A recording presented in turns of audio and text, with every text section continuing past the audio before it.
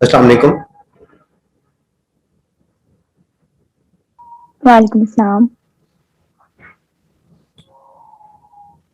Last कहाँ तक हमने स्किप किया था, कहाँ तक कंप्लीट किया था?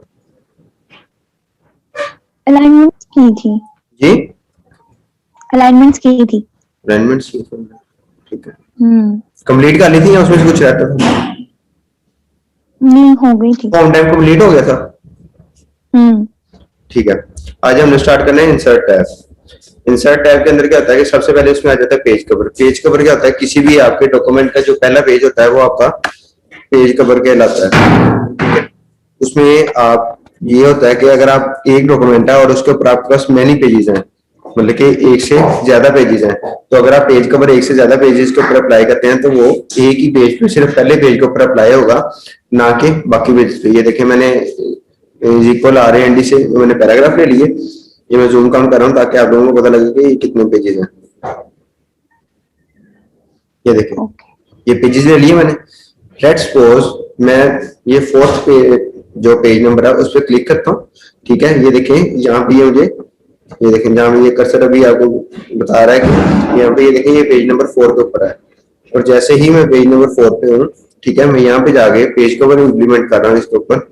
इसमें से मैं कोई सा भी पेज कवर पेज नंबर 4 पे लगा देता हूँ। तो ये देखें पेज कवर जो होगा वो ऑटोमेटिकली क्या हो जाएगा, शिफ्ट हो जाएगा फर्स्ट पेज के ऊपर। और फर्स्ट पेज में जो भी डॉक्यूमेंट होगा उसको देन आगे मूव कर देगा। क्लियर होगी ये चीज?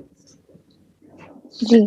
ठीक है, अगर मैं ये एक दफा मैंने कोई पेज कवर लगा लिया, ठीक है, उसके बाद दिन में क्या करता हूँ, मैं किसी और पेज पे क्लिक करके, जैसे अब मैंने पेज नंबर 6 पे क्लिक किया हुआ है, मैं किसी और पेज पे क्लिक करके कोई दोबारा पेज कवर अप्लाई करता हूँ। तो उसमें क्या होगा, जो आपका पेज कवर होगा फर्स्ट वाला जो आपने ये पहले लगाया होगा वो पेज कवर ऑटोमेटिकली रिमूव हो जाएगा, और जो आप न्यू सेलेक्ट करेंगे वो पेज कवर ऑटोमेटिकली वहां पे एडिशन कर देगा, वो अपनी न्यू ऐड कर देगा। ठीक हो गया? उसके हाँ बाद जी। पेज कवर जब आप ले लेते हैं, उसके बाद पेज कवर को जब आप उसे जूम करते हैं, या मतलब कि आप पहले पेज कवर पे जाके जब आप उस पर अपना वर्क कर रहे होते हैं, तो ये देखें, ये पेज कवर जो होता है डिफरेंट पार्ट से मिलकर बना होता है। जब हम आगे शेप करेंगे उसमें मैं आपको बता दूंगा। ये देखें, ये क्या बता रहा है, डॉक्यूमेंट टाइटल। इसमें आप जो मर्जी यहाँ पे दे सकते हैं। ठीक है, डॉक्यूमेंट सब टाइटल।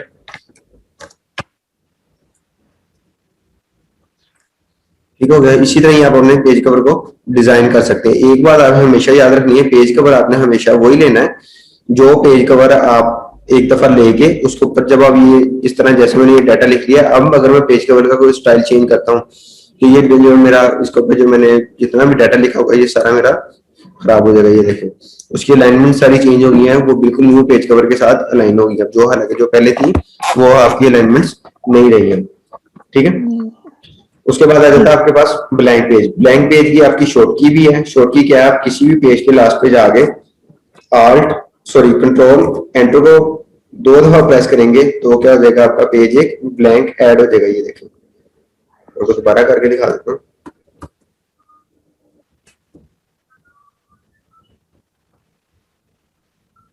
देखो, यहाँ पे मैं ब्लैंक पेज ऐड करता हूँ।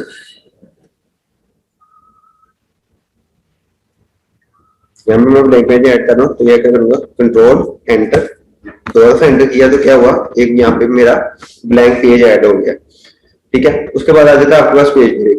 पेज के अंदर ये देखें, जैसे ही मैंने यहाँ पे क्लिक किया होगा और ये लेट्स सपोज मैं यहाँ पे क्लिक करता हूँ, यहाँ पे क्लिक करके अगर पेज ब्रेक को प्रेस करता हूँ,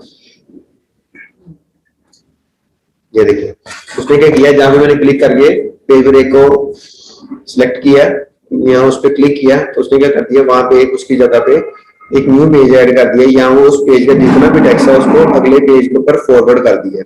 अगर मैं इस पेज के मिड में रख के,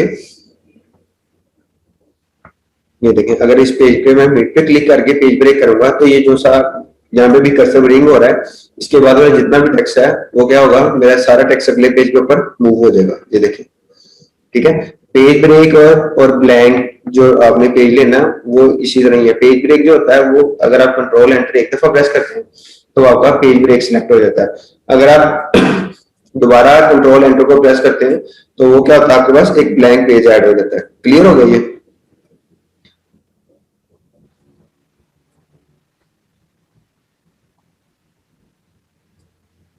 उसके बाद आ जाता है कि आपके पास टेबल।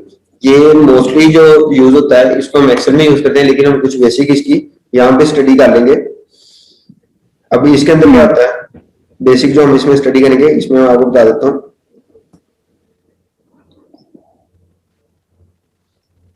सबसे पहले ये जो आपको टॉप से बॉटम की तरफ जो लाइन आती नजर आ रही है, इनको हम क्या कहते हैं, कॉलम। टॉप से बॉटम की तरफ, और जो आपकी लेफ्ट साइड से राइट साइड की तरफ फ्लो कर रही होती हैं, इन्हें हम रोज कहते हैं। ठीक है, आपने जो भी कोई भी टेबल आपने क्रिएट करना, सबसे पहले आपको पता होना चाहिए कि उस टेबल की आपने कॉलम कितने होने चाहिए और उसके रोज कितनी होनी चाहिए। अभी देखिए मैं कोई भी टेबल ले रहा हूँ, तो ये मुझे क्या बता रहा है, ये देखें, ये कह रहा है 3/6 का टेबल आ रहा है। इट्स मीन के इसके अंदर 3 कॉलम है और 6 आपकी रोज है। जब भी किसी भी जगह पे अगर आपको बताया जाए कि आप 10/6 का या 4/6 का टेबल एक ड्रॉ करें, तो उसमें अंडरस्टूड सी बात है, उसमें ये क्वेश्चन नहीं होगा कि इसमें कितने कॉलम होने चाहिए और कितनी रोज होनी चाहिए। हमेशा जो इस नंबर्स के डिजिट का जो फर्स्ट नंबर होता है, मल्टीप्लाई से पहले वाला, जैसे यहाँ पे शो हो रहा है 3/6 का, तो जो 3/6 वाला डिजिट है, जो 3 डिजिट है, ये आपको क्या रिप्रेजेंट कर रहा है, ये आपके टेबल के कॉलम को रिप्रेजेंट कर रहा है, और जो 6 डिजिट है ये आपके टेबल की रोज को रिप्रेजेंट कर रहा है। ठीक है, तो आपने ये चीज याद कर लेनी है कि जो भी आपको नंबर पहले हो रहा होता है वो आपके टेबल के कॉलम होते हैं, और जो आपके नंबर आपको मल्टीप्लाई के बाद शो हो रहा होता है वो आपकी टेबल की रोज होती है। आप एक दफा अगर किसी टेबल या कॉलम की जो भी रोज ले लेते हैं, उसके बाद उसमें चेंजिंग भी कर सकते हैं। ये नहीं कि ये स्टैटिक होती है कि यहाँ जो आपने लेनी है इसकी चेंज हो सकता है, इसका बाद में आप चेंज भी कर सकते होते हैं। ठीक है, ये फर्स्टली मैंने ये टेबल ले लिया। जैसे ही मैंने टेबल को क्लिक किया तो टेबल मेरा मुझे पेज के ऊपर अवेलेबल हो गया। उसके बाद ये देखें, ये ऊपर जो टूल बार थी ये टोटली चेंज हो गई है। इसमें क्या हुआ है कि अब यहाँ पे ये देखें टेबल टूल बार के नेम लिखा हुआ है। ठीक है, टेबल टूल बार में क्या है कि अब ये सारे टेबल के टूल्स एक्टिवेट हो गए हैं। इसी तरह जो कमांड्स हम कर रहे हैं उसमें बस ये भी हो सकता है कि अगर हम कोई स्पेसिफिक कोई चीज कर रहे हैं तो उसके ऊपर जाके अगर कोई स्पेसिफिक चीज कर रहे हैं तो उसमें क्या होगा, उसमें वो कमांड्स आपकी चेंज होती जाएगी। अब ये देखें, जैसे ही हमने ये टेबल लिया, अभी ये इसके ऊपर सारे जो ये जो भी आपको ये एक सेल, इसे हम सेल कहते हैं, ये जो भी आपको एक ही सेल नजर आ रहा है जहाँ पे मैं अपने जो है पॉइंटर को मूव कर रहा हूँ, ये आपका एक सेल है। जो टेबल होता है वो एक या एक से ज्यादा सेल के ऊपर डिपेंडेबल होता है। ठीक है, उसमें क्या होगा, अगर ये आपका एक सेल है तो इसका मतलब हम कहेंगे इसमें एक रो है और एक कॉलम है। और अगर आपकी ऊपर वाली पूरी रो को हम काउंट करते हैं तो उसमें क्या कहेंगे हम, 3 कॉलम है और एक रो है। तो ये भी टेबल ही होगा। ये नहीं कि अगर एक सेल आपने ड्रा किया हो तो वो टेबल नहीं काउंट होगा, वो बॉक्स काउंट होगा, ऐसा नहीं है, वो टेबल ही काउंट होगा। ठीक है, बॉक्स और चीज होती है और टेबल और चीज होती है। उसके बाद ये टेबल के कुछ आपको स्टाइल दिखाए हुए उन्होंने। ठीक है, ये देखें, ये सारे डिफरेंट स्टाइल्स हैं। इसमें से जो भी आप अपनी मर्जी से किसी भी टेबल के ऊपर जो इंप्लीमेंट करेंगे ये उसके ऊपर बिल्ट इन हो जाएंगे। अभी ये देखें, ये स्टाइल है। इसमें फर्स्टली आप देखें, जैसे ये जो कलर्स हैं ये स्कीम किस तरह चेंज हो रही है, मैं आपको फर्स्टली ये बता देता हूँ। सबसे पहले ये लिखा हुआ है हेड रो। हेड रो किसी भी टेबल की सबसे जो पहली रो होती है उसको हम हेड रो कहते हैं। जिस तरह हमारा जो हेड है सबसे टॉप पे होता है, इसी तरह टेबल की जो सबसे पहली वाली रो होती है उसको हम क्या कहेंगे, हेड रो। ठीक है, उसके बाद आपके पास आ जाती है टोटल रो। टोटल जो होता है हम किसी भी चीज के लास्ट में जाके करते हैं, तो इसलिए जो सबसे लास्ट वाली रो होगी वो आपकी क्या कहलाएगी, टोटल रो। लेकिन जैसे मैंने टोटल रो पे क्लिक किया तो लास्ट वाली रो में क्या हो गया, कलर हो गया। इसी तरह ये हेड रो पे कलर हुआ था, अगर मैं इसे चेक कर दूंगा तो ये हेड रो पे कलर हो जाएगा, और अगर मैं इसे अनचेक कर दूंगा तो हेड रो में से जो कलर हुआ है वो खत्म हो जाएगा। ठीक है, उसके बाद आ जाता है आपके पास फर्स्ट कॉलम। फर्स्ट कॉलम क्या होता है कि जो सबसे पहले वाला कॉलम होता है वो आपका क्या कहलाता है, फर्स्ट कॉलम कहलाता है। और जो उसके बाद आता है आपके पास लास्ट कॉलम। लास्ट कॉलम क्या होगा, किसी भी टेबल का सबसे आखिर वाला जो कॉलम होगा वो आपका कहलाएगा लास्ट कॉलम। उसके बाद आपके पास आ जाता है बैंडेड रो। ये एक मेजर चीज है, इसे आपने ध्यान से समझना। बैंडेड रो क्या होती है, ये ऐसी रोज होती हैं जो कि आपके इवन और ऑड जो रोज नंबर्स होते हैं ये उनमें डिफरेंशिएट क्रिएट करती है। मतलब कि उसमें थोड़ा सा कलर चेंज होता है। जो इवन नंबर्स की रोज होगी उसमें कलर थोड़ा सा चेंज होगा, जो ऑड नंबर की जो रोज होगी उसमें कलर थोड़ा सा चेंज होगा। अभी आप ये देखेंगे, जो फर्स्ट लाइन का कलर है ये थोड़ा डार्क है, सेकंड रो का जो कलर है ये थोड़ा डल है, ये फिर डार्क है, फिर डल है, फिर डार्क है, फिर डल है। ये इसी तरह आप जितने आप टेबल को एक्सटेंड करते जाएंगे, जितने से इंक्रीज करते जाएंगे, ये इसी तरह ही आपकी जो सीरीज है ये रिपीट होती जाएगी। अगर मैं इसको बेंडिंग रो को अनचेक कर देता हूँ तो ये देखिए पूरा जो नॉर्मली हमारा जो टेबल है, ये जितना भी कंप्लीट टेबल है, ये सारा क्या हो गया, प्लेन हो गया। इसके अंदर क्या होता है, जब ये टेबल आपका प्लेन हो गया तो इसमें हमें डिफिकल्टी ये आती है कि जब हमारे पास एक से ज्यादा डाटा होता है, लेट्स सपोज हमारे पास कुछ 1000 के अंदर हमारी जो रोज है वो वर्क कर उसमें वर्किंग में है, उसमें क्या होगा कि अगर मैं 500 वाली किसी रो का डाटा मैं रीड कर रहा हूँ तो वो मे भी हो सकता है कि मैं 499 वाली रो के डाटे में शिफ्ट हो जाऊँ, या मैं उसको 501 वाली रो के अंदर शिफ्ट हो जाऊँ, क्योंकि आपकी सारी रोज के कलर एक जैसे हैं, सेम कलर्स हैं। उसमें उसमें जो है डिफरेंशिएट करनी है। अगर उसमें डिफरेंशिएट होगा तो उसमें मुझे क्लियरली पता लग जाएगा कि मैं ऊपर वाली रो में शिफ्ट हो रहा हूँ या मैं नीचे वाली रो के अंदर शिफ्ट हो रहा हूँ। क्लियर हो गया ये चीज? जी। उसके बाद इसी तरह ही जैसे आपको सर ये एक बार दोबारा बता दें। पेंटेड रो का जी।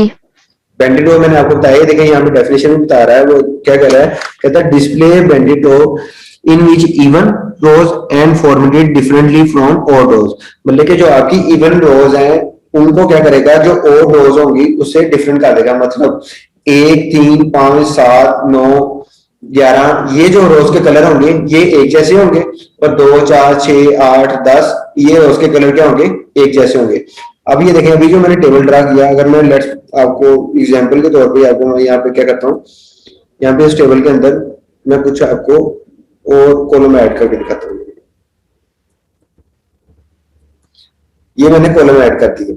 अब क्या है, अब इसमें मुझे इशू क्या आएगा कि लेट्स सपोज मैं इसके अंदर अगर कोई चीज रीड कर रहा हूँ तो मे भी हो सकता है जब ये मेरे इसमें कॉलम की अभी रोज मैंने ज्यादा की है, इन केस अगर इसमें मेरे ये होता जी कि मेरे इसमें जो कॉलम की रेशियो है वो ज्यादा होती, जैसे ये कॉलम की रेशियो अभी आपको ये पता लगा है ये ज्यादा, ठीक है। तो मैं यहाँ से स्टडी करता करता अभी आप प्रैक्टिकली भी अपने देखें कि मैं यहाँ से स्टडी करता करता मे भी ऊपर वाली लाइन में भी मूव हो सकता था और मे भी नीचे वाली लाइन में भी मूव हो सकता था, क्योंकि यहाँ पे मुझे कोई कलर की बाउंड्री से मुझे नहीं क्लैरिटी हो रही कि जो मेरा डाटा है वो मैं उसको अपसाइड पे रीड करना शुरू हो गया हूँ या मैं उसे डाउन साइड पे।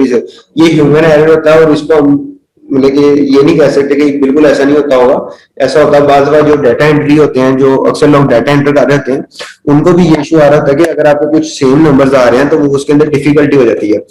जैसे अगर आपको 1000 की या 100 की तादाद में आपको मोबाइल फोन नंबर लिख दिए जाए और आपको कहा जाए कि ये मोबाइल फोन नंबर आपने एज इट इज कंप्यूटर के अंदर कॉपी करने हैं या कंप्यूटर में टाइप करने हैं, तो नॉर्मली जब आप मोबाइल नंबर कंप्यूटर में एंटर कर रहे हो तो मे भी हो सकता है कि आप मोबाइल नंबर ऊपर वाला देख रहे हो लेकिन आपके माइंड में पिछला मोबाइल नंबर चल रहा हो या कोई और चल रहा हो, तो वो गलत एंटर हो जाए। तो ये पॉसिबिलिटी होती है।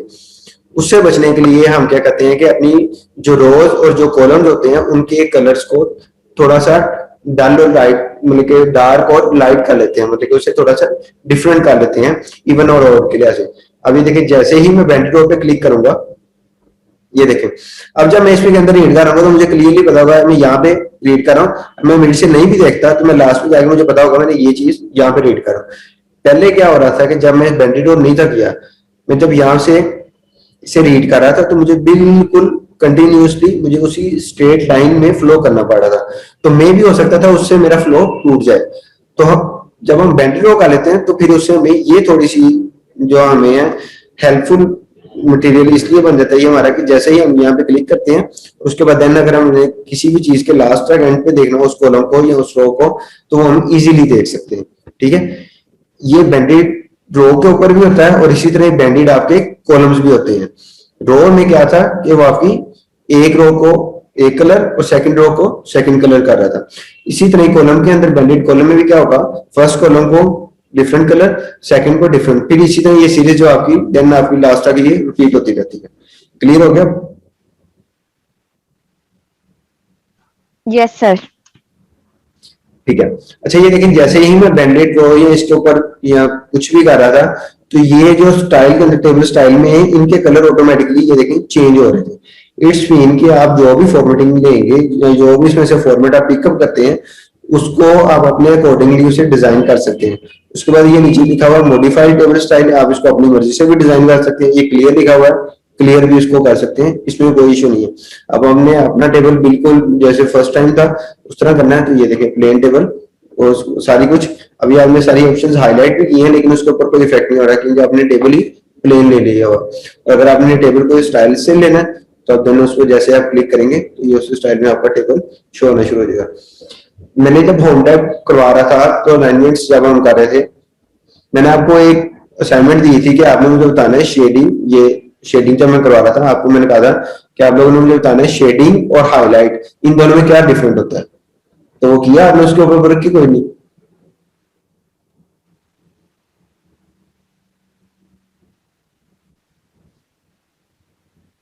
क्या हो गया? सर जी मैंने देखना था, मुझे याद भी था लेकिन मैंने नहीं देखा। इंशाल्लाह कल जरूर पक्का देख कर आऊंगी फिर आपको बताऊंगी। ओके, और बाकियों ने? बाकियों का क्या स्टेटस है?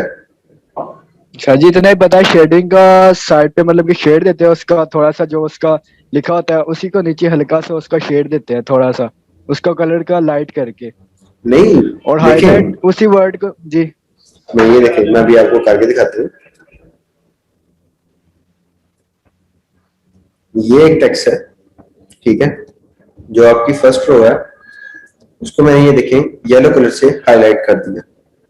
ये सेकंड रो है, इसको मैंने येलो कलर से ही शेड कर दिया। इन दोनों में डिफरेंट क्या है? मैं ये कहा था कि ये प्रैक्टिस आपने करनी है कि इन दोनों में डिफरेंट क्या है। किसी चीज को जाहिर करने के लिए हम शेडिंग हाईलाइट करते हैं, और शेड था, शेड वाला मेरे माइंड से चला गया। मैं वो बता ये देता हूँ। हाईलाइट तो वर्ड को किया हुआ है ना आपने पूरे अच्छा, को, और जो और शेड शेड है वो तो उसके वर्ड के नीचे है, कैसे? पेज पे है वो तो शेड पेज पे नहीं आता, जैसे हमारा शैडो है, हमारे शैडो का जो वो होता है शेडो और हमारा चीज है, शेड और चीज है। ये देखे ना, ये अभी हुआ है ना, दोनों में ब्लैक कलर टॉप साइड पे नजर आ रहा है आपको, अबव साइड पे नजर आ रहा है, जी येलो कलर बैक साइड पे नजर आ रहा है, ऐसे ही है। जी। इसमें डिफरेंट क्या है, मैं ये कह रहा हूँ। ये फिर मुश्किल ही है, आप भी बता दें। नहीं सर जी मैं बताऊंगी कल आपको, अभी एक दिन रहने दे। एक दिन रहने दो, अब मैं टेबल करवा रहा हूँ, जी वो पूरा सर मैं टेबल इसी पक्का वजह से आपको स्किप हो कल जाएगा फिर। बताऊंगी। ठीक है, रहने दे, कल प्रैक्टिस करके बताएंगे। चले ठीक है, ये अब आपने कल मुझे खुद का नाम, अभी शेडिंग को डिस्कस नहीं कर रहा, टेबल के अंदर सिर्फ मैं इतना बता देता हूँ कि टेबल के अंदर जो भी आप कलर यूज करते हैं वो सारे शेडिंग वाले यूज होते हैं, उसमें हाईलाइट वाला कोई कलर यूज नहीं होता, ठीक है। ठीक। इसलिए आप जैसे ही टेबल को क्लिक करते हैं तो यहाँ पे आपको जो कलर्स मिलते हैं ये सारे शेडिंग वाले ही कलर मिलेंगे, इसमें हाईलाइट वाला कोई कलर नहीं मिलेगा। ये चीज क्लियर होगी है? उसके बाद टेबल के अंदर जितने भी सेल होते हैं, हर सेल की अपनी एक बाउंड्री होती है। अगर आप उस सेल की बाउंड्री नहीं होगी तो इट्स मीन वो सेल ही नहीं वहां पे अवेलेबल होगा, ठीक है। अब ये देखिए, अभी ये व्हाइट कलर से सब सेल की क्या लगी हुई है, बाउंड्री लगी हुई है, ठीक है। ये जो बाउंड्री लाइन है आप इसको अपनी मर्जी से इंक्रीज, डिक्रीज और इसका स्टाइल चेंज कर सकते हैं। जिस तरह मैंने आपको वर्ड के, जब हम स्टार्ट में टेक्स्ट के ऊपर फॉर्मेटिंग कर रहे थे तो मैंने आपको बताया था किसी भी टेक्स्ट की जो है आउटलाइन है आप उसको अपनी मर्जी से टू लाइन, थ्री लाइंस, या उसमें कोई भी डिफरेंट कलर्स या उसमें कुछ भी उसके ऊपर इंप्लीमेंट कर सकते हैं, उसकी थिकनेस को इंक्रीज और डिक्रीज कर सकते हैं क्योंकि वो उसकी बाउंड्री है। इसी तरह ही आप टेबल की बाउंड्री को भी अपनी मर्जी से इंक्रीज या डिक्रीज कर सकते हैं। सिर्फ आपने इसमें ये ध्यान रखना है कि अगर यहाँ से आपने, जैसे ये कोई भी लाइन है, ये आपने जब आप सिलेक्ट करनी है उससे पहले आपने टेबल लाजमी सिलेक्ट कर लेना है। जिस भी टेबल पे या जिस भी सेल के ऊपर आप ये वर्क करना चाह रहे हैं ना, उसको आपने लाजमी सिलेक्ट कर लेना है। वर्क तो आप वैसे भी कर लेंगे, लेकिन उसमें इशू ये आएगा कि बात वर्क क्रिटिकली में, मतलब कि जब आप ज्यादा वर्क कर रहे होते हैं तो जब आपका काम ज्यादा क्रिटिकल हो जाता है उसमें क्या होता है कि फिर आपकी जो जो जिनकी लाइन की थिकनेस कम होती है वो आपकी लाइन भी नॉर्मली सिलेक्ट नहीं होती। ये देखें, अब जैसे ही मैंने ये लाइन सिलेक्ट की थी यहाँ से, जैसे ही मैंने ये लाइन सिलेक्ट कर ली तो ये देखें ये एक बुश बना आ गया मेरे पास, यहाँ एक पॉइंटर बना हुआ आ गया। तो इसे ये देखें, ये अभी तो सिलेक्ट हो गई है, लेकिन जब इसकी साइड वाली लाइंस ही ज्यादा थिक हो जाएंगी तो फिर ये बुश जो है ये लाइंस को जल्दी सिलेक्ट नहीं करेगा, ठीक है। तो उस केस में आपने क्या करना है कि ये मैंने पहले सेल सिलेक्ट कर लिए, उसके बाद जो भी मैंने फॉर्मेटिंग इस पे अप्लाई करनी है देन मैं इसको सिलेक्ट करके करूंगा।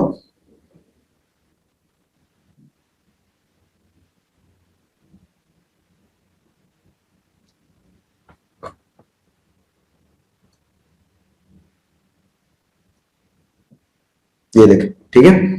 यहां से पहले मैंने फॉर्मेटिंग सिलेक्ट की, मैं आपको दोबारा करके बता देता हूँ कि इसको क्या इशू आ रहा है।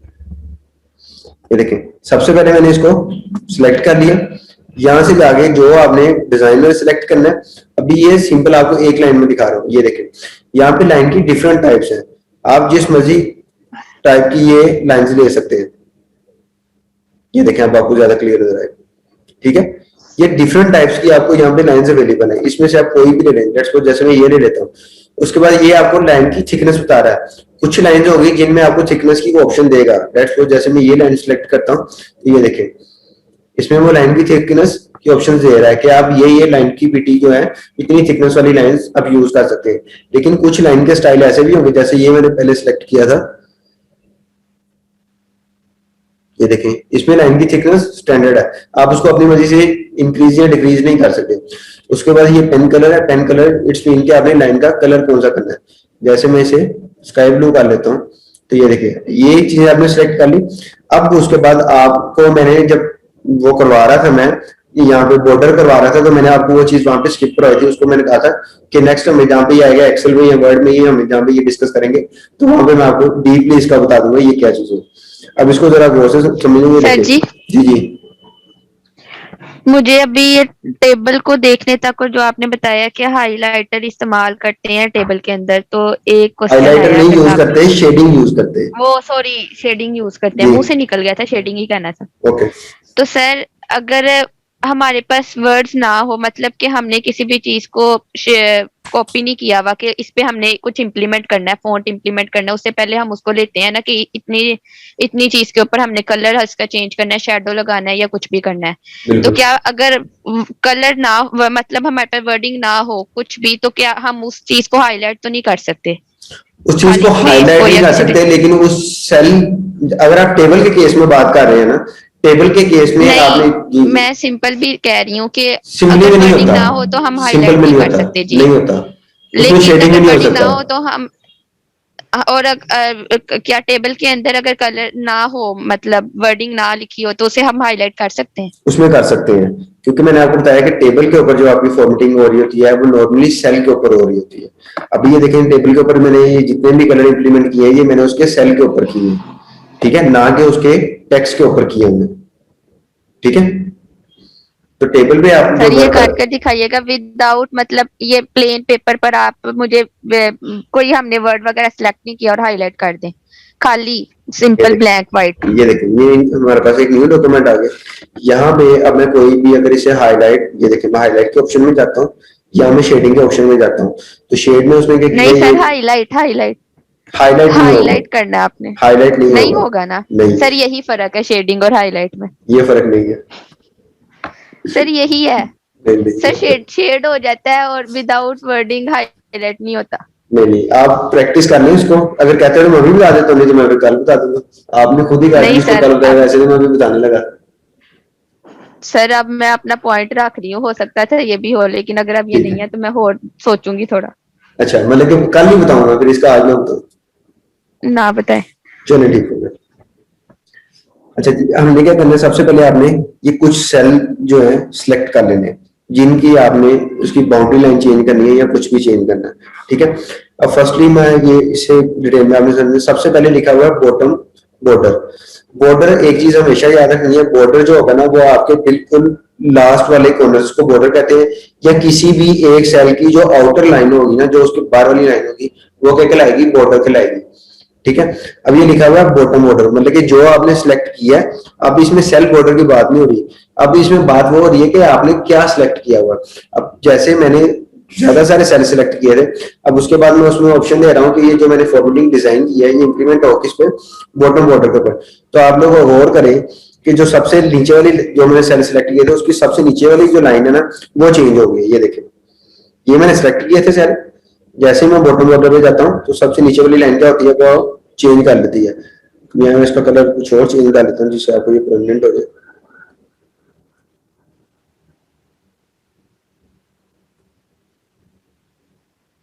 ठीक है, इसमें ये देखें अब क्या होगा, जो मैंने सिलेक्ट किया हुआ उसके सबसे नीचे वाली लाइन क्या किया उसने, उसको चेंज कर दिया, ठीक है। इसी तरह यहाँ उसके बाद आ जाता है आपके पास टॉप बॉर्डर। टॉप बॉर्डर में क्या होता है कि जो आपने सिलेक्ट किया होता है उसके ऊपर वाली जो सबसे ऊपर वाली जो लाइन होती है उसको वो क्या कर देता है, कलर्स में शिफ्ट कर देता है, जो भी आपने फॉरवर्डिंग की होती है। इसी तरह ही है आपका लेफ्ट, जो लेफ्ट साइड की होगी, जो राइट है जो राइट साइड की होगी। अब उसके बाद है आपके पास नो बॉर्डर। अच्छा, अब जो हम एक तो फॉर्मेटिंग हम खुद से अप्लाई कर रहे हैं, कुछ इसके ऊपर फॉर्मेटिंग है जो पहले से लगी हुई है। अगर हम ये पहले से वाली जो फॉर्मेटिंग लगी है इसको भी रिमूव करना चाहते हैं तो हम ये देखें नो बॉर्डर पे क्लिक जब इस पे करेंगे ना, जो इस पे पहले भी फॉर्मेटिंग जो लाइन की बाउंड्री आपको शो हो रही है ना, वो भी ऑटोमेटिकली क्या हो जाएगी, यहाँ से रिमूव हो जाएगी। और उसके बाद अगर आप उसे आर बॉर्डर पे करते हैं तो जितने आपने सेल सेलेक्ट किए हर सेल के अगेंस्ट ये जो आपका कलर है ये इंप्लीमेंट हो जाएगा। उसके बाद आउटसाइड बॉर्डर, आउटसाइड में क्या है कि आपकी जितना आपने सेलेक्ट किया हुआ है इसके बिल्कुल आउटर जो साइड है उसके ऊपर ये सिर्फ आएगा बॉर्डर। इसमें क्या है, इनसाइड है, इनसाइड में क्या होगा आपकी सिर्फ जो अंदर वाली है आउटसाइड के ऊपर नहीं होगा, लेकिन जो उसके अंदर वाली लाइन है उसके ऊपर ये इंप्लीमेंट हो जाएगा। मैं आपको बार बार बता रहा हूँ, जितनी भी अभी आपको ये टेबल की डिजाइनिंग बता रहा हूँ ना, ये आपकी 100 में से आपकी 90% जो है ना वो एक्सेल के अंदर यूज होती है, ना कि ये वर्ड के अंदर। अभी मैं आपको इसलिए बता रहा हूँ कि जब हमने एक्सेल और पावर पॉइंट जब हम करेंगे ना तो फिर हम इसे इतनी डिटेल में डिस्कस करेंगे। अगर आपको मैं ये कहूँ कि 2 हफ्ते अगर हमारे वर्ड के ऊपर लगते हैं ना तो उसमें से 2 दिन हमारे पावर पॉइंट के ऊपर लगेंगे और 4 से 5 दिन हमारे एक्सेल के ऊपर लगेंगे। तो ये इतनी देर में हम इसको जितनी हम कवर हो सका हुआ इसको हम कवर कर लेंगे, ठीक है। उसके बाद ये देखें इनसाइड हॉरिजॉन्टल बॉर्डर। कल मैंने आपको बताया था यहाँ लेक्चर के फर्स्ट जो लेक्चर था उसमें भी आपको मैंने बताया था कि हॉरिजॉन्टल और वर्टिकल क्या होता है। हॉरिजॉन्टल होता है जो आपकी बिल्कुल स्ट्रेट लाइन होती है, 0 या 180 डिग्री के ऊपर जो लाइन होती है वो आपकी हॉरिजॉन्टल लाइन कहलाती है। तो अभी ये देखें आप लिखा हुआ है इनसाइड हॉरिजॉन्टल बॉर्डर के इनसाइड जो आपने सिलेक्ट किया हुआ उसके अंदर जो सीधी लाइन है ना उसके कलर ये चेंज कर देगा। और ये लिखा हुआ है इनसाइड वर्टिकल। वर्टिकल के अंदर कौन सी आती है, जो आपकी 90 या 270 डिग्री के एंगल पे जो लाइन होती है वो आपकी कौन सी कहलाती है, वर्टिकल लाइन होती है। अब इसमें ये चीज ऑप्शन है लेकिन अभी हिडन है, डायगोनल। ये क्या होता है कि आपकी किसी भी सेल के अंदर जो आपकी तिरछी लाइन लगी होती है, ठीक है, जो 45 के एंगल पे जो लाइन होती है ये उस लाइन को करने के लिए होता है। लेकिन अभी यहाँ पे कोई भी लाइन लगी नहीं हुई इस तरह 45 वाली, तो इसलिए ये उसको भी हाईलाइट नहीं किया उसने, ठीक है। और ये उसके बाद हॉरिजॉन्टल लाइन जो मैंने अभी आपको बताया। उसके बाद आप सर जी जी ये मैंने कॉलम का जो है ना इसको ना सिलेक्ट करके तो बाद में मैं बॉर्डर पे गया हूँ तो हॉरिजॉन्टल लाइन जो है ना इनसाइड हॉरिजॉन्टल बॉर्डर, इसको मैंने 2 दफा क्लिक किया तो उसने मेरा वो इंक्रीज कर दिया, कॉलम का साइज इंक्रीज कर दिया इन सेंटर से, मतलब के इनसाइड हॉरिजॉन्टल बॉर्डर से। हाँ जी वो उसने इंक्रीज कर दिया साइज, कॉलम का बराबर कर दिया। साइज मैं आपको बताता हूँ, साइज इस केस में इंक्रीज होता है, हो सकता है कि जैसे यहाँ से मैंने कोई लाइन सेलेक्ट की, लेट्स सपोज मैं ये लाइन ले लेता हूँ, ठीक है, तो इसका साइज में जाके सबसे कर लेता हूँ। जब मैं जाके इसे इंप्लीमेंट करता हूँ ना, देखिए इनसाइड, तो ये थोड़ा सा जो मेरा साइज था पहले से उससे उसने इसको इंक्रीज कर दिया। वो क्यों इंक्रीज कर रहा है कि जो आप लाइन ले रहे हैं उसका साइज भी तो आप इंक्रीज ले रहे हैं ना, ठीक है। और अगर आप उसका साइज इंक्रीज नहीं करें, उसका साइज डिक्रीज करेंगे, लेट्स सपोज जैसे मैं ये लाइन ले रहा हूँ, ये देखिए यहाँ पे इसको मैंने सबसे लास्ट साइज ले रहा हूँ। जब मैं इसको जाके इस पे इंप्लीमेंट करूंगा, ये देखिए इनसाइड पे, ये देखिए अब वो लाइन ने अपनी थिकनेस तो अपनी मेंटेन करनी है ना, तो जब वो अपनी थिकनेस मेंटेन करेगी फिर बाकी जो कॉलम है वो ऑटोमेटिकली एक्सटेंड हो जाएगी। तो मेरा तो वो लाइन मैंने तो सेट ही नहीं किया, वो मेरा 3 पीटी आ रहा है, वो तो वैसे का वैसे ही है। 3 पीटीआर है वो चेंज नहीं किया, 3 पीटी मेरा वैसे का वैसे ही आ रहा है, उसको मैंने चेंज नहीं किया। आप इस तरह करिए, उसका ना मुझे डेमो बना देना, वो ग्रुप में शेयर कर दें या मुझे पर्सनली शेयर कर दें, मैं उसको देख के फिर आपको बता दूंगा। अच्छा ठीक है। अच्छा, और इसका मतलब कि वापस करना हो एडिटिंग जो होगी उसको एक स्टेप बस वापस लेके जाना, वो कैसे तो करेंगे? वो तो मैंने आपको फर्स्ट लेक्चर में आपको बताया था कि अनडू और रीडू, कंट्रोल जेड से आप वापस जा सकते हैं, कंट्रोल वाई से आप अगर आप अपने काम से ज्यादा वापस आ गए तो उससे आगे जा सकते हैं, कंट्रोल जेड से पीछे आ सकते हैं, ठीक है पता लग गया। और अगर ज्यादा पीछे आ गए तो कंट्रोल वाई से आगे जो आप फॉरवर्ड हो सकते हैं। थैंक यू बहुत। ठीक है, ये चीज आपको क्लियर होगी। उसके बाद ये आपके पास आ जाता है बॉर्डर पेंटर। ये मैंने वही जो आपको स्टार्ट में बताया कि जब आप इससे वर्क कर रहे होंगे तो फिर ये आपको थोड़ा टफ होगा। ये देखिए अब मैंने इसको था जो वर्टिकल लाइन है, लेकिन वो सिलेक्ट वो हॉरिजॉन्टल लाइन की है। तो ये बॉर्डर पेंटर का थोड़ा सा ये इशू होता है, जिस वजह से मैंने आपको कहा कि आपने जो भी वर्क करना है सेल को सिलेक्ट करके उसको खुद से इंप्लीमेंट करें, ना कि बॉर्डर पेंटर के जरिए से आप उसको इंप्लीमेंट करें। ठीक है, उसके बाद आ जाते हैं जी लेआउट के अंदर। लेआउट के अंदर क्या चीज होती है, लेआउट में सबसे पहले लिखा हुआ है सिलेक्ट करने का मैंने आपको बता दिया कि सिलेक्ट किस तरह करते हैं। यहाँ तो आप पॉइंटर के जरिए से भी सिलेक्ट कर सकते हैं, ठीक है। उसके बाद क्या होता है कि आपने जिस जगह आपका जो है वो कर्सर जो है ब्लिंक कर रहा है, ठीक है, वहां से जिस जगह पे आपका जो है कर्सर वो ब्लिंक कर रहा है, अगर आप वहां से देन उसे सिलेक्ट करना चाह रहे हैं, ठीक है, तो आपने क्या करना है, कंट्रोल या शिफ्ट के जरिए आप उसको अप साइड पे अगर आप करते हैं, ये देखिए शिफ्ट से अप साइड पे करेंगे तो वो क्या, जी जी चल गया पता। क्या शेडिंग और वो हाईलाइट करने का। जी क्या होता है? सर हाईलाइट कर कर हम उसे हाईलाइट रिमूव नहीं कर सकते, मतलब एक बारी जो कर दिया वो कर दिया, खत्म नहीं ठीक है, होता, और शेडिंग को दोबारा हम रिमूव कर सकते हैं। ये भी एक पॉइंट, ये सही बताया? उन पॉइंट में से एक पॉइंट है, लेकिन टोटल अभी ये नहीं है, मेन जो इसका पर्पज है वो कुछ और है, ये उन पॉइंट में से एक पॉइंट है। सर आपने कहा था एक बताना है, देखिए मैंने बताया ना, अभी दूसरा भी बता देती हूँ। लेकिन मैंने वो अच्छा किया, लेकिन ये है कि आप जिस तरह मैं इसको काम साथ साथ देता हूँ ना, कोशिश किया करें कि आप जो लेक्चर मैंने अगला डिलीवर करना ना, उसको खुद थोड़ी सी प्रैक्टिस करनी करें। उसमें ये होगा, अगर आपको समझ नहीं भी आती तो उसमें कोई इशू नहीं है, उसमें ये होगा जब मैं बता रहा हूँ ना, उसमें कोई आपकी फिर और क्यूरी जो होगी इस तरह अब मैं बताऊंगा, आप उसको कल प्रैक्टिस करेंगे, फिर उसमें जो क्यूरी होगी वो नेक्स्ट लेक्चर में डिस्कस होगी। ऐसे ही है, इसमें ये हो जाएगा कि जब आपने कुछ पहले किया होगा, जो आपको हर्डल्स आ रही होगी वो आपकी सेम डे में क्लियर हो जाएगी। सर ये मैंने करना था लेकिन मुझे याद नहीं रहा, लेकिन ये अभी मैंने लैपटॉप खोल के अभी कर कर देखा है, प्रैक्टिकल करके फिर आपको बताया है। ठीक हो गया। अच्छा जी, सेल, जब आप किसी भी सेल के ऊपर आपने क्लिक किया होता है, तो यहाँ से ये जो सिलेक्ट ऑप्शन है, यहाँ से जब आगे किसी भी चीज को आप कर रहे होते हैं, तो ये देखें सिलेक्ट सेल, जहाँ पे आपका जो कर्सर ब्लिंक हो रहा होगा, ये सेल ऑटोमेटिकली क्या हो जाएगा, ये देखिए सिलेक्ट हो गया। मैंने आपको पहले बताया था कि जहाँ पे आपका कर्सर ब्लिंक कर रहा होता है, इट्स मीन कि वो चीज आपकी वहां पे सिलेक्ट होती है, ठीक है।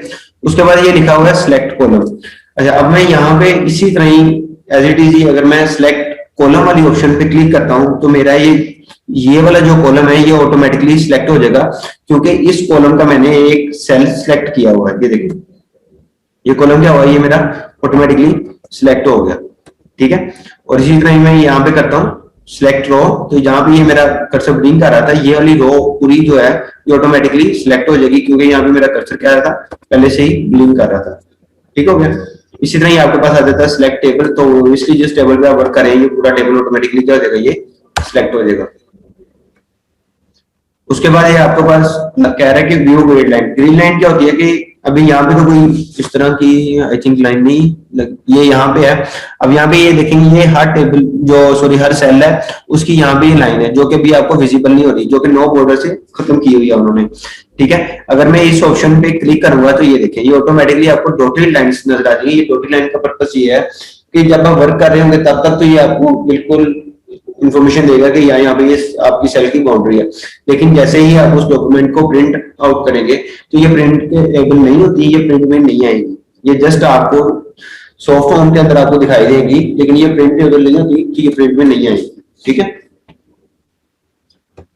उसके बाद ये प्रॉपर्टीज, जब हम ये पूरी चीजें कर लेंगे तो उसमें प्रॉपर्टीज भी आपकी सारी क्लियर हो जाएंगी। ड्रा टेबल है, इसको हम अभी उसके बाद मैं भी ये कंप्लीट कराता हूँ, तो इसके लास्ट में आपको बता देता हूँ कि ड्रा टेबल क्या चीज है। रेजर है, किसी भी टेबल आपने वो सेल को आपने रेज करना हो, तो ये देखें। अब मैं लेट्स सपोज क्या करता हूँ कि जो मैंने ये 6 सेल इनको रेज किया, उसने क्या ये 6 सेल को खत्म करके उसने मेरा एक सेल बना दिया, लेकिन रेज और जो है डिलीट, इनमें थोड़ा सा डिफरेंस है। क्या डिफरेंस है, अब ये देखें, अभी मैंने रेज किया तो ये जो है बाकी जो आपके रोज के जो या कॉलम के जो कलर्स थे वो चेंज हो गए हैं बाकियों से, ठीक है। ये मैं अभी आपको जब इसमें डिलीट करके था, अब ये देखिए मैंने कंट्रोल जेड से इसे दोबारा वापस कर दिया। अब मैं क्या करता हूँ, डिलीट करता हूँ। डिलीट में क्या करता हूँ, मैंने ये सेल सिलेक्ट किए 4, इसको मैं क्या कह रहा हूँ, ये देखिए डिलीट, वो कह रहा है क्या करना है, डिलीट सेल करना है, कॉलम करना है, रो करनी है या टेबल करना है। मैं कह रहा हूँ डिलीट सेल।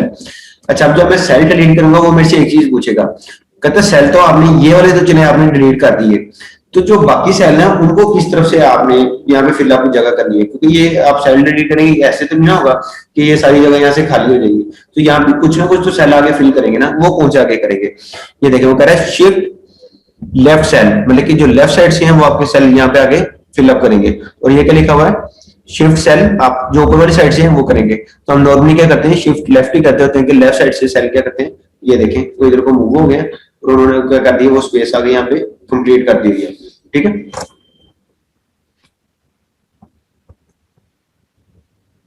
उसके बाद एक चीज आपने हमेशा याद रखनी है, जो टॉप और बॉटम पे जो चीज ऐड करेंगे वो हमेशा आपकी रोज होंगी, और जो लेफ्ट और राइट साइड पे जो ऐड करेंगे वो हमेशा आपके कॉलम्स होंगे। अभी ये देखें, यहाँ पे लिखा तो नहीं हुआ है लेकिन मैं आपको बता दें, ये देखें इंसर्ट अबव, ये देखें अब नीचे डिटेल में आ गया इंसर्ट रो अबव। मैंने आपको पहले बताया कि जो टॉप पे आप चीज ऐड करेंगे वो क्या होगी, अबव होगी, रो होगी वो। ये देखें हमने यहाँ पे क्लिक किया है, यहाँ कुछ लिख देता हूँ ताकि आपको पता लगे। हमें यहाँ पे कोई चीज, ये देखिए इंसर्ट अबव, इसको अबव करता हूँ तो ये देखिए उसके टॉप पे क्या होगी, एक रो ऐड होगी। इसी तरह मैं इसे इंसर्ट लो करूंगा तो उसके नीचे वाली साइड पे क्या हो जाएगी, एक आपकी रो ऐड हो जाएगी। इसी तरह अगर मैं कोई सेल सिलेक्ट कर लेता हूँ, देन उसके बाद मैं करता हूँ इंसर्ट लेफ्ट, तो लेफ्ट साइड पे आपके क्या हो जाएगा, एक कॉलम ऐड हो जाएगा। ठीक है, और इसी तरह मैं इंसर्ट राइट करूंगा तो राइट साइड पे क्या हो जाएगा, मेरे एक कॉलम ऐड हो जाएगा। ठीक है, उसके बाद मेन चीज आ जाती है सेल मर्ज। सेल मर्ज में क्या होता है, इरेज और सेल मर्ज में ये भी डिफरेंस है। इरेज जो है आपकी बाउंड्रीज को बाकी सेल्स के लिहाज से थोड़ा सा डिस्टर्ब कर देता है। सेल मर्ज क्या करता है कि लेट्स सपोज मैंने ये जो है 9 सेल इकट्ठे किए, इन 9 सेल का मैं एक सेल करने जा रहा हूँ, तो ये देखें मैं यहाँ पे मर्ज पे जा क्लिक करूंगा, ये देखिए 9 का कलर एक जैसा हो गया, बाकी जो है सेल वो अपनी जगह पे स्टैटिक है, वो चेंज नहीं हुआ अपनी जगह से। ठीक है, तो मर्ज के अंदर क्या होता है, मर्ज का मतलब होता है कि सबको मिक्सअप कर देना। लेकिन इसमें आपने एक चीज ध्यान रखनी है कि अगर इन 9 सेल के अंदर में से किसी भी दो, एक या एक से ज्यादा सेल के अंदर डाटा लिखा हुआ, लेट्स सपोज ये देखें, ठीक है, तो जब मैं इसे मर्ज करूंगा ना, वो इसमें से किसी एक सेल का डाटा रहने देगा और बाकी सेल का डाटा रिमूव कर देगा। ये देखिए, ये भी उसने इस तरह किया है, लेकिन जब आप इसको एक्सेल के अंदर वर्क करेंगे तो उसमें ये, उसमें से कोई एक सेल का डाटा रहने देगा और बाकी सेल का क्या करेगा, वो से डाटा को रिमूव कर देगा। ये मेरा मर्ज सेल ये हाईलाइट नहीं हो रहा, मतलब ऊपर ऑप्शन ही नहीं आ रही क्लिक करने की। क्यों, आपने एक से ज्यादा सेल सिलेक्ट करने, मैंने आपको पहले बताया, एक करना सेल सिलेक्ट, एक से ज्यादा, एक से ज्यादा करनी है। अच्छा ठीक है, अब हो गया हो गया। ठीक है। अच्छा जी, ये देखें ये सेल थे, ठीक है, अब मैं इनको एक्सेल के अंदर में ये ओपन किया, मैं इनको मर्ज कर रहा हूं, तो ये क्या कह रहा है, कहता है merge cell only keep the upper left value, discard the other value, कि वो सिर्फ उसमें से एक वैल्यू रखेगा जो अपर लेफ्ट है, बाकी वो सारी क्या कर देगा, रिमूव कर देगा। और इसको मौके करूंगा तो ये देखिए उसमें क्या होगा, सिर्फ वो 3 बचा है, बाकी सारी वैल्यूज जो है वो रिमूव कर देंगे। ठीक हो गया, तो यहाँ पे वो क्या कर रहा था, यहाँ पे वो तीनों वैल्यूज को उसने रोज में कन्वर्ट कर दिया। लेकिन जो प्रॉपर्ली जब आप किसी भी सेल को मर्ज कर रहे होते हैं तो उसमें सिर्फ एक का डाटा रहता था और बाकी जो आपका डाटा था वो रिमूव हो जाता है। उसके बाद आ जाता है आपके पास डायगोनल में कैसे लेकर आ रहा था, डायगोनल में, 3 4 5 6 में डायगोनल में शो हो रहा था ना, मैंने खुद लिखा था डायगोनल, ये अभी जब आप, ठीक, वो ईच सेल के अंदर मैंने खुद एंट्री की थी, हर सेल में खुद एंट्री की थी। ठीक है सर। उसके बाद आ जाता है आपके पास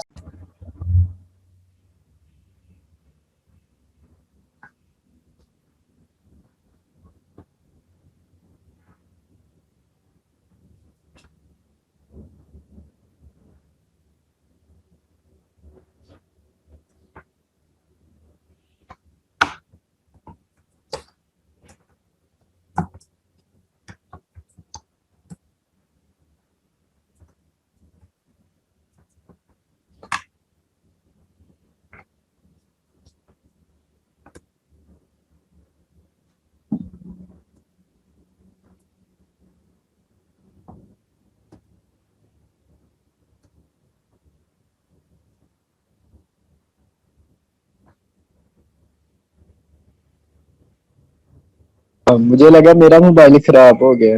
नहीं, वो जो आपका जो जूम होता है ना, ट्रायल वर्जन पे जो होता है उसमें ये होता है कि जब आप 40 आई थिंक मिनट या 30 मिनट से आपका जब आप जाते हैं ना ड्यूरेशन, तो ऑटोमेटिकली से क्लोज देते हैं, वो फिर आपको अगेन ज्वाइन करना पड़ता है।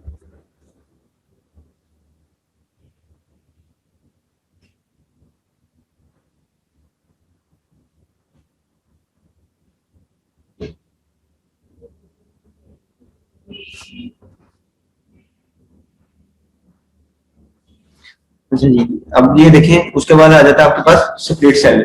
स्प्लिट सेल क्या होता है? सबसे अभी पहले हमने क्या किया, मर्ज सेल किया, मर्ज सेल के बाद आ जाता है आपके पास स्प्लिट सेल।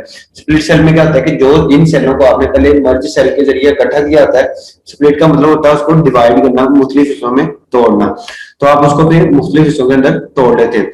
लेकिन एक बात हमेशा याद रखनी है, स्प्लिट सेल के अंदर आप रोज को नहीं डिवाइड कर सकते, कॉलम्स को इंक्रीज कर सकते हैं। मतलब कि आपकी ये अगर ये 3 रोज हैं तो इसमें मैं ये नहीं कर सकता कि यहाँ पे 4 रोज आ जाए या 5 रोज आ जाए, ठीक है? तो ये 3 है, ये मेरी 3 ही रोज रहेंगी। लेकिन अगर मैं यहाँ पे कॉलम और बढ़ाना चाहूंगा तो कॉलम मैं बढ़ा सकता हूँ। ये देखिए मैं आपको करके भी दिखा देता हूँ।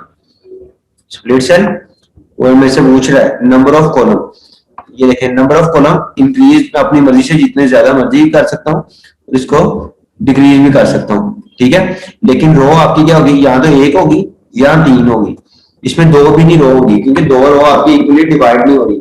या तो आपने 4 रो सिलेक्ट की होती तो फिर ये 2 के सेट उसमें बना देना था। रोज आपकी स्टैंडर्ड रहेंगी, वो आपकी इंक्रीज या डिक्रीज हो सकती है, इंक्रीज नहीं हो सकती। लेकिन आप कॉलम अपनी मर्जी से इंक्रीज या डिक्रीज उसको जैसे मर्जी कर सकते हैं। ठीक हो गया? ये देखें, अब मैंने क्या किया, उसमें 5 कॉलम ऐड कर दिए और आपकी एक ही रो है। और अगर मैं उसमें रो इंक्रीज करूंगा, जी क्या मतलब समझ नहीं है, 1 मिनट, ये नंबर ऑफ रोज जो है वो नहीं होगी change? Number of rose increase नहीं होगी। मतलब कि अगर आपके पास 3 रोज है ना, तो 3 से वो 6 में नहीं जाएंगी, 4 में नहीं जाएंगी, इससे बाहर नहीं जाएंगी, 3 से कम ही रहेंगी या 3 रहेंगी। लेकिन कॉलम को आप अपनी मर्जी से इंक्रीज और डिक्रीज कर सकते हैं।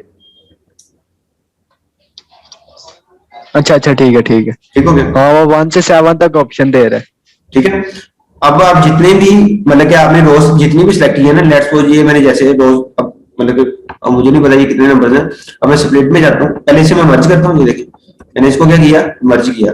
अब मैं जाता हूँ स्प्लिट में। ये देखिए कॉलम जो है वो मुझे इंक्रीज करने दे रहा है अपनी मर्जी से, जितने मैं इंक्रीज कर रहा हूँ ऐसे ही है।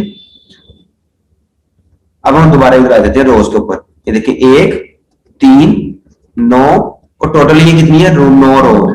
वो 9 से ऊपर में जाने ही नहीं दे रहा। वो कह रहा है या तो 3 के 2 सेट बना देता हूँ मैं आपको, ठीक है, या आपकी एक ही रो रहेगी, ठीक है, या आपकी 9 रो टोटल हो जाएगी।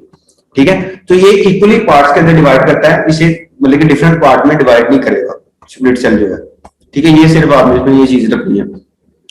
उसके बाद ये लिखा हुआ ऑटोफिट, इसमें क्या होता है, सबसे पहले ये लिखा हुआ ऑटोफिट कंटेंट कि आपने जो इसके अंदर टेबल के अंदर अपने कंटेंट ऐड किए। कंटेंट क्या होता है कि जो भी आप इसके अंदर अपना डाटा एंटर करते हैं वो आपका कंटेंट कहलाता है। आपने जो कंटेंट ऐड किया होगा उसके लिए ऐसे ही अपनी स्पेसिंग को सेट कर लेगा। ये देखिए अब मैंने उसके अंदर जिन सेल के अंदर कंटेंट ऐड था वो सेल मेरे थोड़े से जरा उनका साइज इंक्रीज है, बाकी सारे सेल का साइज डिक्रीज है। उसके बाद आपके पास ऑप्शन आ जाती है ऑटो फिट विंडो, तो ये भी विंडो के बिल्कुल इक्वली फिट है। और ऑटो उसके बाद लिखा हुआ है फिक्स कॉलम विड्थ, मतलब कि आपके हर कॉलम का जो साइज है वो एक जैसा हो। ये देखिए अभी जो मैंने सेलेक्ट किया था ये ठीक है।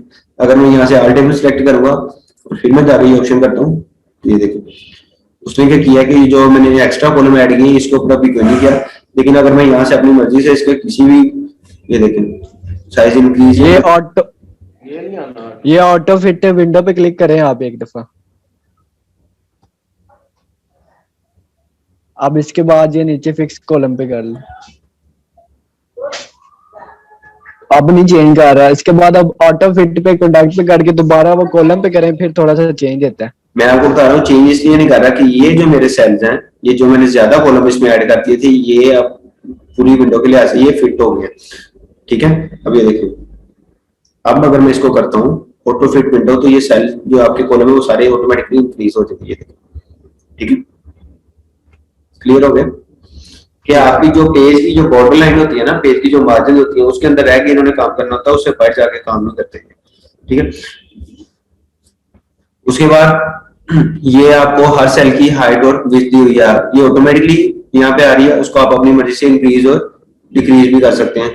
ठीक है, उसके बाद एक चीज और कि आपकी हर सेल की जो है 9 पोजीशंस होती है, मैं आपको वो करके भी दिखा देता हूँ।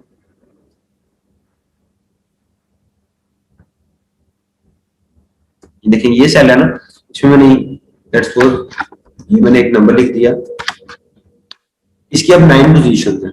ये देखिए यहाँ पे आपको बता भी रहा है 9 पोजीशन कौन कौन सी होती हैं, top left, top centre, top right, ठीक है। उसके बाद आ जाती है आपकी सेंटर लेफ्ट, सेंटर और सेंटर राइट। उसके बाद आ जाती है आपके पास बॉटम लेफ्ट, बॉटम सेंटर और बॉटम राइट। ये सारी वही आपको पोजीशन दी हुई है, देखें टॉप लेफ्ट है, टॉप सेंटर है, टॉप राइट है, ये सेंटर है, ये बॉटम लेफ्ट है और ये बॉटम राइट। इसको आप अपने लिहाज से इसको उधर प्रैक्टिस कर लीजिएगा, उसमें जो कोई इशू आएगा तो फिर उसे देख लीजिएगा। उसके बाद टेक्स्ट की डायरेक्शन है, इसमें क्या होगा कि आपका टेक्स्ट डिफरेंट डायरेक्शन के अंदर मूव करेगा। सेल मार्जिन है, सेल मार्जिन जिस तरह आपको मैंने बताया कि पेज मार्जिन होती है कि हर पेज के साइड पे थोड़ा थोड़ा कुछ हिस्सा बचा होता है कि जो कि आपको क्या कर रहा होता है, आपकी पेज की थोड़ी सी खाली जगह छोटी होती है। उसमें क्या होता है कि जब आप अपना पेज का कंप्यूटर से प्रिंट निकालते हैं तो वो प्रिंटर को भी कुछ मार्जिन चाहिए होती है, ठीक है। तो उसके लिए पेज की मार्जिन छोटी होती है। और उसके बाद इसी तरह सेल के अंदर जो होता है कि अगर आपकी सेल की मार्जिन तो सेल की मार्जिन में क्या होगा कि वो आपका टेक्स्ट जो है वो सारा टेक्स्ट जो सेल के बॉर्डर के साथ मिक्सअप हो जाएगा और जब हम उसे प्रिंट आउट करेंगे या रीड आउट करेंगे तो हमें बहुत ज्यादा डिफिकल्टी होगी। अब जैसे ये देखिए 8 लिखा हुआ है, 8 के बाद थोड़ी सी स्पेस है, तो ये क्या है, सेल मार्जिन है। और अगर मैं इसको यहाँ पे क्लिक करके इसकी ये देखें अभी सेल मार्जिन कितनी है, 0.08 इंच। और अगर मैं इसको ये देखें 0 कर देता हूँ तो फिर क्या होगा, ये देखें ऑटोमेटिकली इसके साथ अटैच हो गया। अब ये वाला तो सेल इधर से अटैच होगा, लेकिन अब ये इसके नीचे वाले सेल की भी है। तो अगर आप इसको पूरे कॉलम को इस तरह सेलेक्ट करके इसकी सेल की मार्जिन चेंज करते हैं, ये देखें इसको भी मैंने 0 कर दिया, राइट साइड से भी 0 कर दिया। अब मैं क्या करता हूँ इसको ओके, तो ये देखें अब क्या हुआ, ये आपका बिल्कुल बॉर्डर लाइन के साथ हो गया। तो अगर आप ये बॉर्डर लाइन भी लेट्स सपोज ब्लैक कलर की हो तो आपकी क्या हो जाएगी, ये देखें इसको मैं ब्लैक कलर का अगर करता हूँ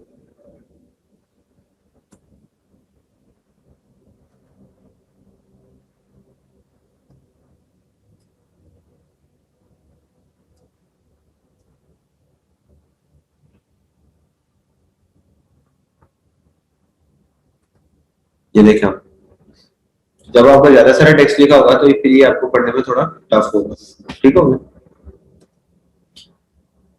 उसके बाद सॉर्टिंग है, ये भी मैंने पहले आपको करवा दी हुई है, ठीक है। उसके बाद आपके पास आ जाता है कन्वर्ट टू टेक्स्ट, कि आपने अगर सर जी ये सेल मार्जिन ये तो बाहर वाले सेल्स को नहीं कर रहा, सेंटर जो स्पेसिफिक सेल होते हैं उनको नहीं कर सकता, स्पेसिफिक भी कर सकते हैं। कुछ मैंने आपको पहले बताया कि वर्ड के अंदर जो है अगर आप सेल्स को जिस लिहाज से ले रहे हो ये उस तरह बिल्कुल 100% वर्क नहीं करेगा। ये टेबल जो है बेसिकली एक्सेल के ऊपर जाके प्रॉपर्ली वर्क करेगा। वर्ड में अगर आप किसी एक सेल का मार्जिन चेंज कर रहे हैं, ठीक है, तो वो एक के ऊपर करेगा, लेकिन वो अपने पूरे उस कॉलम या उस रो के ऊपर जब तक उसके ऊपर सारी चीजें इंप्लीमेंट नहीं होगी तब तक नहीं ये वर्क करेगा प्रॉपर्ली। ठीक है, मतलब ये एक्सेल में सही अपना प्रॉपर वर्क करेगा। हाँ जी, अगर आप यही जो मैं अभी आपको कमांड बता रहा हूँ, तो अगर आप इसको एक्सेल में वर्कआउट करेंगे ना तो आपको पता लगेगा हर सेल के ऊपर अलग अलग, क्योंकि एक्सेल में होते ही सेल्स है, एक्सेल में प्लेन शीट कोई होती है, इसमें क्या है कि हमने खुद से एक टेबल क्रिएट किया हुआ, ठीक है। ठीक है, उसके बाद ये लिखा हुआ है convert to text. Convert to text क्या होता है कि आपका जितना भी टेबल है सर जी इतना बहुत है आज के लिए, खत्म होने लगा बस। मैं वही सोच रहा हूँ कि अगर आप इस तरह करेंगे तो ये तो कंप्लीट ही होना। अभी तो आपने टेबल का एक पार्ट किया है, अभी तो मैंने आपको ड्रा टेबल करवाना है, ये क्विक टेबल करवाना है, मैंने सोचा था ये भी आगे टूल हो जाएंगे।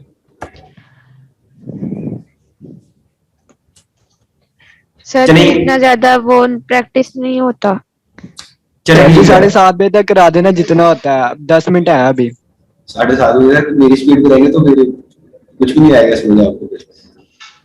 मैं ये कंप्लीट करवा देता हूँ, आपको करवा देना फॉर्मूला और कॉन्टेक्स्ट टू टेक्स्ट ये वाला करवा देना, कन्वर्ट टू टेक्स्ट वाला मैं करवा देता हूँ। और नीचे फार्मूला का आपको हल्का सा इसका टाइप दे देता हूँ। फार्मूले हमने इसके अंदर नहीं लगाने, मैं आपको पहले बताया कि इसका हमने जो प्रॉपर काम करना है इसको हमने एक्सेल के अंदर काम करना है। यहाँ पे सिर्फ मैं आपको बेसिक हिंट दे रहा हूँ कि एक्सेल के अंदर आपको जाके दोबारा मुझे बेसिक चीजें ना बतानी पड़े, ठीक है।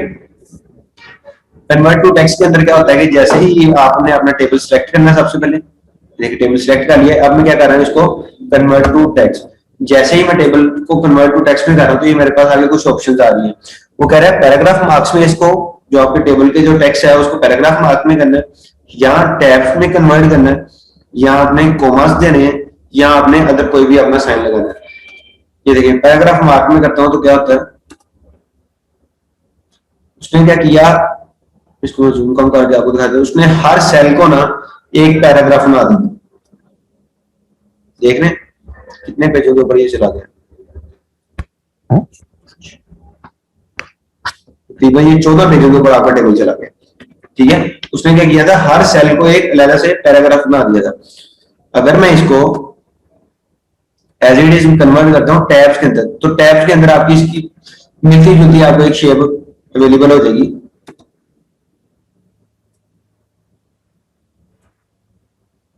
ये देखिए कि जैसे आपने टेक्स्ट लिखा हुआ है ना, वो डिफरेंट हर सेल के बाद एक टैब उसने प्रेस कर दिया और उसके बाद वो इस तरह थोड़ा सा उसने आपको डिजाइन करके दे दिया। और इसी तरह ही जब आप इसको किसी और में कन्वर्ट करेंगे, कोमा लगाएंगे, तो हर सेल के बाद आपको क्या हो जाएगा, कोमा शो होना शुरू हो जाएगा। अब ये देखें 3 के बाद कोमा, 4 के बाद इनके सेल के अंदर ये नंबर लिखा होता है और बाकी जो ब्लैंक है वो कोमे कोमे कोमे ही आपको सारे विजिबल हो रहे हैं। ये मतलब कॉलम्स को खत्म कर देगा, ये टेबल को खत्म ही कर देगा, टेबल ही खत्म कर देगा। और यहाँ पे अंदर कोई आप अपनी मर्जी से कोई सर साइन लगा इसका क्या देंगे। बेनिफिट है हमें? इसका बेनिफिट ये होता है कि हम कोई भी चीज अगर टेबल के अंदर बना लेते हैं और फिर हमने अगले बंदे को टेबल में सेंड नहीं करनी, तो उसे कन्वर्ट टू टेक्स्ट करते हैं वो प्रॉपर, और उसके बाद हम इसको जब कन्वर्ट टू टेक्स्ट करते हैं ना, फिर हम टैब्स के अंदर करते हैं, तो प्रॉपर एक लाइंस के अंदर आपको सारी चीजें अवेलेबल हो जाती है, आपको खुद से उसकी तरतीब नहीं लगानी पड़ती। सर टैब का तो आ गया, ये पैराग्राफ का भी कोई फायदा नहीं। पैराग्राफ का भी कोई फायदा नहीं, कोमे का भी कोई फायदा नहीं। और ये अदर के अंदर क्या होता है कि अगर आपने कोई खुद से सिंबल लगाना हो, जैसे मैंने एट द रेट लगाया, तो ये सिर्फ जस्ट आपको प्रैक्टिस के लिए बता रही है, ये सारे एट द रेट इकट्ठे हो जाएंगे। तो इसका पर्पस जो है वो सिर्फ टैब वाला ही है। मैंने आपको पहले बताया कि टैब वाले ही हम यूज करते हैं। उसमें क्या होता है कि सारी एक स्टेट जो है इसकी प्रॉपर तरतीब हो जाती है और उसमें ये नजर आना शुरू हो जाते हैं। ठीक है, अब आपने एक काम कल कर लेना है। कल वैसे भी आपको एक दिन की तो वैसे ही रिलैक्सेशन मिल जाती, कल वैसे भी संडे है, तो उसमें आप तो सॉरी आपने ये एक काम, संडे नहीं है, मुझे लग गया बोला इसलिए मैंने कह दिया। कल आपने ये काम कर लेना कि ड्रा टेबल को ना कुछ थोड़ा सा पहले से टच कर लेना। ठीक है सर हम आईटी के स्टूडेंट है, हमें ऊप भी पढ़नी होती है, प्रोग्रामिंग भी करनी होती है, अब आगे काम भी यही कर लें, बहुत बड़ी बात। चलिए ठीक है।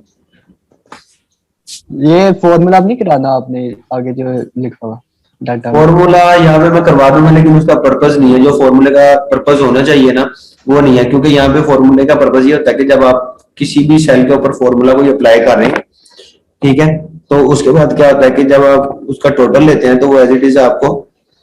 सर आपकी आवाज कट कट के आ रही है। क्लियर आ रही है? जी फॉर्मूले का बेसिकली पर्पस ये होता है कि जब आप किसी भी सेल के ऊपर फॉर्मूला अप्लाई करते हैं, तो उसमें ये होता है कि आपने जो वैल्यूज की होती है सिलेक्ट, वो उनका टोटल करके या जो भी आपने फॉर्मूला उस पर लगाया था वो करके दिखा रहा है।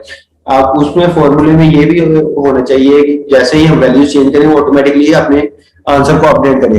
लेकिन जो टेबल के अंदर हम जो फॉर्मूला लगाते हैं ना, वो अपने आंसर को अपडेट नहीं करता, जिसकी वजह से ना मैं ये ज्यादा करवाता नहीं। मैं आपको ये देखें, अभी मैं करके दिखा रहा हूँ। ये देखें, मैंने सम का फॉर्मूला लगाया, या अभी मुझे आंसर तो उसने कर दिया कि ये जो ऊपर नंबर्स थे उसके आंसर क्या आ गया 35। लेकिन अगर मैं यहाँ पे चेंज करता हूँ कोई भी वैल्यू, ये देखें वो नीचे मेरा आंसर अपडेट नहीं करेगा। ठीक है, तो इसलिए फॉर्मूले जो है ना वो आप एक्सेल के अंदर ही करना, और उसमें आपको काफी क्लियरिटी हो जाएगी, उसमें क्लियर हो जाएगी सारी चीजें।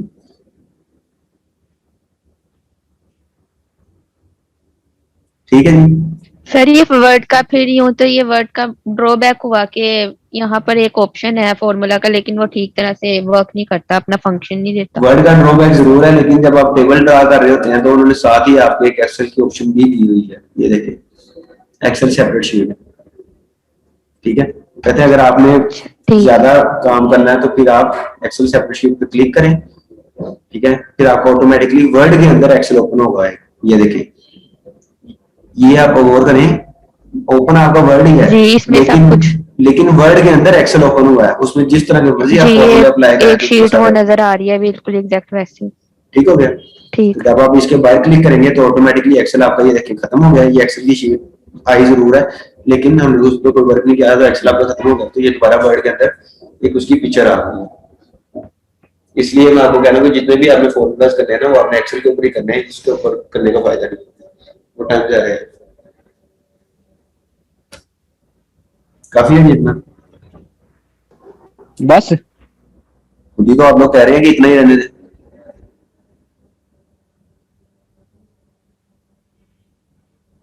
ठीक है सर जी, ठीक है। ओके, अल्लाह हाफिज। अल्लाह हाफिज।